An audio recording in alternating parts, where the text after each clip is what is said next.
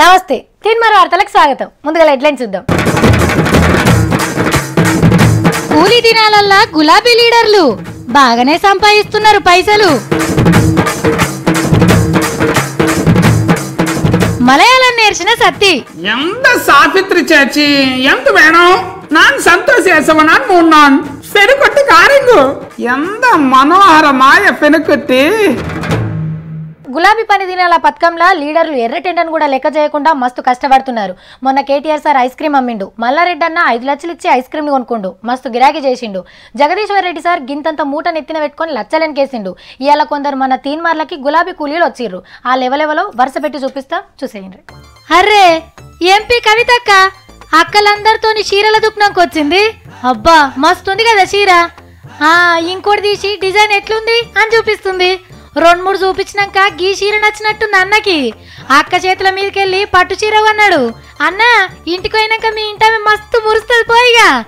చీర కొన్న పైకం ఎర్ర కవర్లో పెట్టి అక్క చేతికిచ్చిండు. ఎంత కొన్నాడో మరి. ఇక రెండో చీర గీ అన్న తీసుకున్నాడు. ఆగో అందరు అన్నలేనా, అక్కలు కొనరా? రైట్, గీ అక్క కూడా ఒక పట్టు చీర కొనుక్కుంది. గులాబీ పెద్ద మీటింగ్ కోసం నిజామాబాద్ లా ఓ బట్టల దుకాణంలో చీరలు అమ్మింది కవితక్క. అక్క చీరలు అమ్ముతున్నదంటే ఊకుంటారా జనం? మస్తు మంది ఎగబడ్డారు. మొత్తం 20 చీరలు అమ్మి 6,90,000 సంపాదించింది. ఇక ఆదిలాబాద్ జిల్లా ఖానాపూర్ చెరువుల అడవుల మంత్రి జోగురామన్న మట్టి పని పోయిండు. పారతోని మట్టి దొవ్వి తట్టల పోసిండు. రైట్, ఇక నెత్తి మీదకి ఎత్తుకున్నాడు. చిన్నగా సారు చిన్నగా.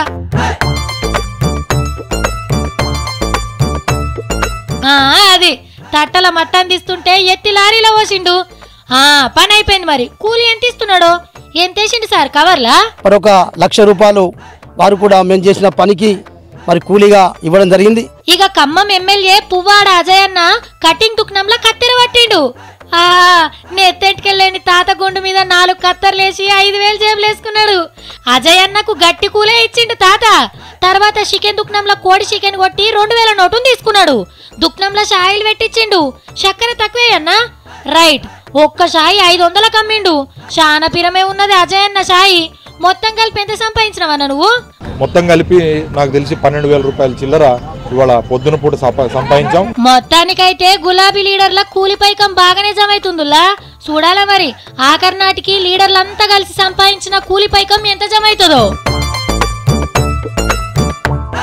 మా గల్లీలో ఇంటర్మీడియట్ పిల్లగాడు ఫస్ట్ ర్యాంకు తెచ్చుకున్నాడట.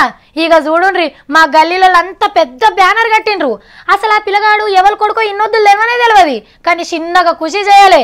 తీన్మార్ సప్పులతో ఇంటి దాకా దోలుకొచ్చిర్రు. అదే ఎవరెస్ట్ కొండనో ఎక్కుంటే లేకుంటే ఏదైనా గొప్పలు సాధిస్తే కూడా గట్లేం చేస్తారు కదా ధూమ్ధామ్గా. ఎమ్మెల్యే వస్తుందంటేనే గల్లంతా సాఫ్ చేసి రంగులేస్తారు. అసొంటిది పెద్ద లీడర్ వస్తుందంటే ఇంకెట్లుంటది. ఆగో తోవ పొంట మొత్తం మోడీ సార్ బ్యానర్లు కట్టిర్రు. అన్ని సార్ పెట్టిన పథకాలే ఉన్నాయి కదా. Digital India, make in India, Beti Bachao Beti Padhao. ఒక్కటేంది మోడీ సార్ పెట్టిన పథకాలు మొత్తం గీనే కనబడుతున్నాయి. కానీ బ్యానర్లు అంటే ఈడోటి ఆడోటి కడతారు. మరి గింత పొడుగున్నదేంది అని చూస్తారు కదా. ఇది బ్యానర్ కాదుల్లా, షీరే. 6 గజాల షీర్ అనుకునేరు. మళ్ళా 11 కిలోమీటర్ల పొడవున్న షీరెని తయారు చేసి సార్ పథకాలన్నీ ముద్ర కొట్టి తొవ్వ వంట వరిసిండ్రులా సూరత్లా. ఈడ బట్టలు తయారు చేసుట్లా ఫేమస్ కదా, గందుకే ఇట్లా చేసిండు. 2 రోజుల పర్యటన కోసానికి సూరత్ వచ్చిండు మోడీ సారు. ఇక పెద్దసారికి ఎల్కని చెప్పేందుకు గీ తీర్ల ఏర్పాటు చేసిండ్రు బీజేపీ వాళ్ళు. తొవ్వ పొంట పెద్ద పెద్ద కటౌట్లు పెట్టిర్రు. స్వచ్ఛ భారత్ కోసం షీపూర్ల తోరణాలు కట్టిర్రు. చిన్నగా లేదు పొండ్రి హంగామా. కార్ల నిలబడి తొవ్వ పొంట జూలూస్ తీస్తా అంటే మోడీ మోడీ అని నినాదాలు చేసిండ్రు.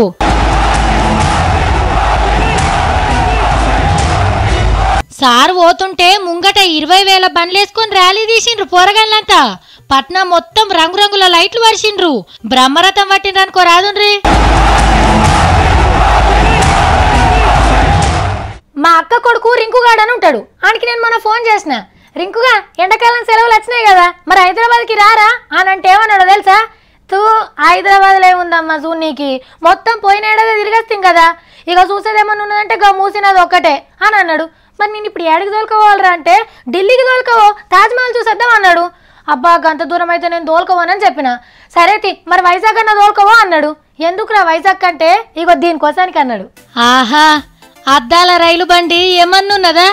బుడ్డ బుడ్డ కిటికీలు తీసేసి పెద్ద పెద్ద అద్దాలు పెట్టిర్రు. లోపట కుర్చీలను చూడుండ్రి పరుపులు లెక్కనే ఉన్నాయి.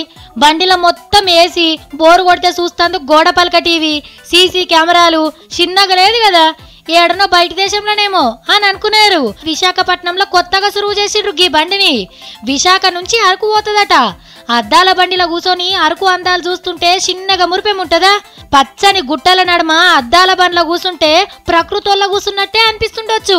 పచ్చదనంతోని డైరెక్ట్ గా సెల్ఫీలు దిగొచ్చు. అంతేకాదుల్లా ఇంకో సౌలత్ కూడా ఉన్నది. ఇంట్లో ఇటు దిక్కు కూర్చున్నోళ్ళు అటుపక్క చూడాలంటే కుర్చీని ఇట్లా తిప్పుకోవచ్చు మంచిగా. సూపర్ ఉన్నది కదా. మనిషికి 500 నుంచి 700 రూపాయలు ఉంటుందట టికెట్ అని ఇప్పుడైతే అంటున్నారు. మరి ఇప్పటికొకటే భోగి తయారు చేసిండ్రు, ఓ రౌండ్ వేసిండ్రు. ఇక రేపు రేపు ఇంకొన్ని తీసుకొస్తారట.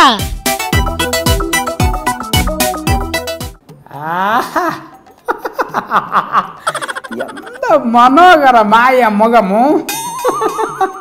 నెత్తి అయితే లూడిల్స్ లెక్కనే ఉన్నది. ఎంత కరుట్టి తలముట్టి. ఎంత నిన్న పేరు జెస్సీ నారాయణ అల్ల పేరు. అయ్యో మామూడేంది మా ల్యాప్టాప్ ముంగడ పెట్టుకొని ఎంత సిగ్గుపడతాడు. సరే సత్తిగా ఎమ్మరు ఇదయం తరువై ఉడవికవే అంత నేరం ఇంత నేర కన్ఫార్ట్ కందలాగిపోయిన నేరమాయితే ఓ సాయి నీలాటి ఓ తాచి రే ఏమైందిరా నీకు? ఏమో కొత్త పాటలు పాడుకుంటే లేగదూడకే తుంకుతాను. ఏమైంది నీకు? ఎంత సావిత్రి చేచి ఎంత వేణం నాన్ సంతోషేసవ నాన్ మూన్నాన్ సెరుకొట్టి కారింగు. ఏంద్రో పేను గుట్టిందా? ఏందా అర్థం పర్థం లేని భాష? ఏం మాట్లాడుతున్నావు తెలుస్తుందా? ఇది మలయాళం అక్క. ఆహా ఎంత మనోహరమాయ పెనుకొట్టి. నువ్వు మలయాళం ఎప్పుడు నేర్చుకున్నావురా? ఏందో లోడో లోడో ఓడుతూనే ఉన్నావు. ఫేస్బుక్ చాటింగా. ఏ ఎందా మనోహర. నీ లొల్లి పాడుగాను. మలయాళం పిల్లతో చాటింగ్ చేస్తున్నావారా? ఎంత ఎదిగిపోయినావు నువ్వు. చాటింగ్ చేస్తున్నా కదా అక్క. పెనుకొట్టి నేర్పింది. నాన్న ఆస్త మా అక్క దగ్గర 3 తులాల బంగారం ఉన్నది. రే ఎవరు కొడితే అలాగ చెప్పొద్దురా. అయినా నా తాడేడుందిరా బంగారము? బంగారం లేదు గింగారం లేదు. ఎందుకు ఏడుస్తున్నావు అక్క? అవళి మలయాళ నాయక ఏం లేదంటే ఎట్లక్క? బంగారం లేకున్నది. నాయక లేదు గీయక లేదు బిడ్డ. నీతో హీరోయిన్ చాటింగ్ చేస్తుందారా? అవన్నీ ఉత్తమాటలు. సప్పుడు దాకా బంద్ పెట్టు నువ్వు. అవళి నాన్న గర్ల్ ఫ్రెండ్. ఇంకా నా తాను ఏమేమున్నాయి? మా అమ్మమ్మాయి 2 గెంటీలు ఉన్నాయి. ఇంకా మా నాయనమ్మాయి దండగడాలు ఉన్నాయి. దండకడియాలు, కాలు కంటే, ఉట్టు మీద కుండ, అటక మీద పాత చీరలు ఇవన్నీ చెప్పురా. చెప్పు. అట్లా చెప్పొద్దురా ఎవరు పడితే వాళ్ళకు. నాన్న 30 ఎకరాల పొలము, 15 ఎకరాలు అంగూర తోట, 3 బోర్లు, గద గద గద గద నీరు. ఇప్పుడు నీకు ఇవన్నీ ఎందుకు చెప్తున్నావు? ఆమెకు కేరళ పిల్ల అంటున్నావు, అవసరమారా? ఓ సావిత్రి చేచి నీకు కేరళ కుట్టే మరదలుగా రాబోతున్నది. పిల్ల మస్తున్నది. నువ్వు ఎట్లయినా లగ్గం చేస్తలేవు. అబ్బో నీ చక్కదనం మంచిగానే ఉన్నది. మన కాడున్న వాళ్ళే నేను మెచ్చుతలేరు. నీ అవతారం చూసి ఉరుకుతాండ్రు. ఇక ఆ పిల్ల నిన్ను చేసుకుంటదా? ఓ బిత్తిరక్క ఆమె కేరళకే హీరోయిన్ అంట. మస్తు పైసలు ఉన్నోళ్ళక్క. కాళ్ళు గీళ్ళు ఇస్తారు కట్నం కింద. చూడాక ఎంత ముద్దుకున్నదో. ఇంకా అవునా? మరి ఆమె హీరోయిన్ అయితే నేనెందుకు చేసుకుంటదిరా? నీ లోడాస్ లాగా అంగి చూస్తే దెబ్బకే ఉరుకుతుంది. ఇంట్లోనెట్లా ఈడి వాళ్ళు అన్ని చూసిందంట అక్క. నాయి మస్తు నచ్చిందంట, నవ్వొస్తున్నదంట. అల్ల దిక్కు హీరోల కన్నా నేనేమంట ముద్దుగా ఉన్నానంట నేను. నవ్వకరా నాయన. నీ సందు పనులు చూస్తే ఆ పిల్ల అటే ఉరుకుతుంది. చూసిందక్క. కేంద్ర కాడ పండ్ల దాటకర్తానికి దోలుకపోతుందంట. 1,00,000 రూపాయలు తీసుకొని రమ్మన్నది. పట్టుకారతో దగ్గరికి అనగబట్టిస్తుందంట. నేను పోతా. ఓ బిత్తురాడా, 5,000 పెడితే ఈయన బొచ్చడి మంది చేస్తారు. ఆమె హీరోయిన్ కాదురా, అట్లా ఫోటో పెట్టి మోసాలు చేస్తుర్రు. ఇంకా నా ఫోటోలు చూసి అయితే మురుసుకుంటున్నదంట. నీ బొందరా నీ బొంద. ఈ ఫోటో వెనకాల కూడా ఏదో పాస్ పండ్లదో తొర్రి పండ్లదో ఉంటదిరా. నేను పైసలు అడిగి మోసం చేయాలని చూస్తుంది. ఇటువంటి కథలు ఉంటాయంట. నాకే మీరు కాక ఆమెనే రెస్పెక్ట్ పంపించింది ఫేస్బుక్ లా. ఓకే చేసేసిన ₹1,00,000 తీసుకొని కెలరకు రా అన్నది. ఇంకా నయము పోయినింటే ఫండ్లేమో కానీ కండ్లు వీకి పంపిస్తుండే. నీ మైలపోలు నిజంగానే తీసుకోవాలి కదా. ఇట్లా ఫేస్బుక్ లో మోసాల దందా మస్తు నడుస్తున్నది. ఇంకో పని నువ్వు ఎవరితో చాటింగ్ చేయకు. మా దోస్తు కాడక్క మా ఫటీలో చాటింగ్ చేస్తున్నాడు ఫేస్బుక్ లా. ఇంట్లోనే ఇట్లా సీర కొనుక్కొని ఇంట్లోనే పంపించిండు ఆ పిల్లకు. ఇంకెన్ని గానం పంపించిండ్రో రైకలు సీరలు. మోసం కాకుంటే ఏంద్రా, ఇట్లనే అందమైన హీరోయిన్ల ఫోటోలు పెట్టి షాటింగ్ చేస్తారు, వెనక సిరి బ్లాక్ మెయిల్ చేస్తారు. ఇదంతా పెద్దదందా, నువ్వు సప్పుడు తక్కువకో. మీరు కూడా ఫేస్బుక్ లా తెలంగాణతో దోస్తానే చేయకుండ్రి, చాటింగ్లు అసలుకే చేయకుండ్రి, సరేనా? అమ్మో ఇంత తెలివి ఉండి చాటింగ్ చేయొద్దాక. ఏమున్నా కానీ ఎదురుగానే చేయాలి, అట్లయితేనే ఎరకైతుంది. మా చిన్న కొడుక్కి కుదరక పెళ్లి కుదిరింది. ఇక లగ్గాలు పెట్టుకుందామని అనుకున్నారట. మే నెలలనే పెట్టుకుందాం, పిల్లలందరికీ సెలవులు ఉంటాయి కదా, అందరు వస్తారు, మంచిగా ఉంటుంది అనుకున్నారట. కానీ మా కాకయ్యనేమో మే నెలలో పెళ్లి లేదు గిల్లి లేదు, అసలుకే కుదిరది అల్లోలి చేస్తుండట. ఎందుకే గిట్లలోలి చేస్తున్నావు, ముహూర్తాలు కూడా మంచిగానే ఉన్నాయంటే ఆ ముహూర్తాలు జూన్లో కూడా ఉన్నాయి అని అంటున్నాడు. మరి ఇప్పుడు ఎందుకు వద్దంటే గీ ముచ్చట చెప్పిండు.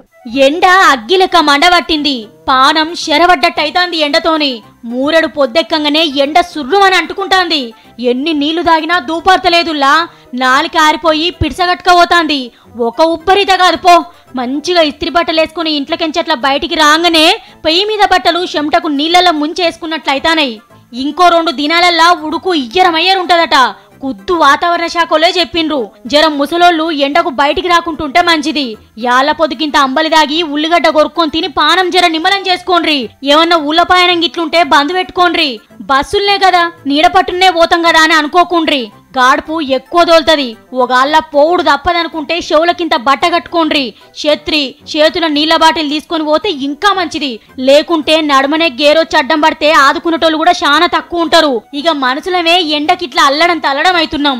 ఇక జీవరాశులకు ఎట్లుండాలే? ఎములాడ రాజన్న గుళ్ళే కోడమొక్కులు ఆవులుంటాయి కదా, వాటి కోసానికి మంచిగా కూలర్ పెట్టిండ్రు. జరంత పానం నిమ్మలవాడి మంచిగున్నాయి. ఇక ఎండకు మనుషులే కాదు జీవరాశులన్నీ ఆగమాగమైతానాయి. గందుకే జర పైలం మరి.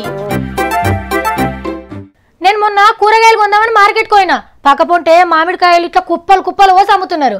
సావిత్రమ్మ తాజా మామిడి పండ్లమ్మ ఇప్పుడే తీసుకో అని అంటే, లేదమ్మా నాకు వద్దంటే, నీకోసం రూపాయి తక్కువైనా చేస్తాం, తీసుకో అమ్మా అని ఒకటే బతలాడిండ్రు. వద్దంటే కూడా 2 కిలోలు జోకి ₹10 తక్కువ తీసుకొని నాకు అమ్మిండ్రు.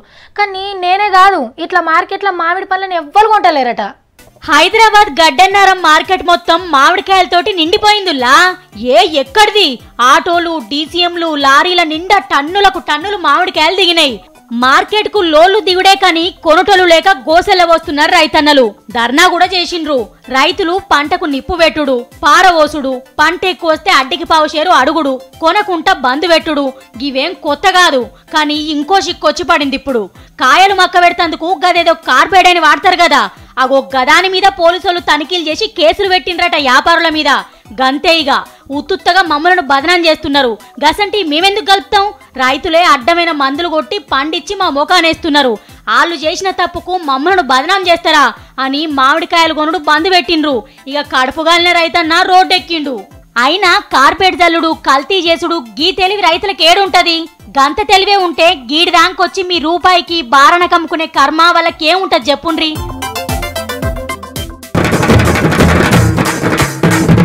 కూలీ దినాలల్లా గులాబీ లీడర్లు బాగానే సంపాదిస్తున్నారు పైసలు. మలయాళం నేర్చిన సత్తి ఎంత సావిత్రి చేచి ఎంత వేణం నాన్ సంతోషేసవ నాన్ మూన్నాన్ పెనుకొట్టి కారింగు ఎంత మనోహరమాయ పెనుకొట్టి. నేను పోయేస్తా మరి. నమస్తే.